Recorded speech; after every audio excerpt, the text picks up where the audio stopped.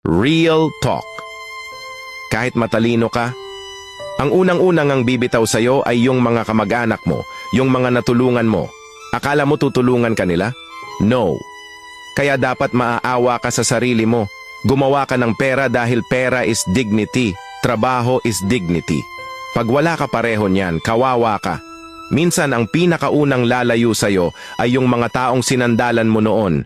Akala mo, pag ikaw naman ang nangangailangan, nandyan sila. Pero hindi.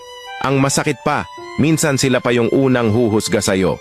Kaya huwag mong gawing insurance ang ibang tao. Ang sarili mo lang ang sure na kakampi mo sa huli. Mag-ipon ka, magsipag ka, kasi sa mundo ngayon, respeto ay kadalasang binabase sa laman ng bulsa mo. Masakit pero totoo. Kapag wala kang pera, madalas, wala ka ring boses. Pero hindi ibig sabihin nito na pera lang ang sukatan ng halaga mo.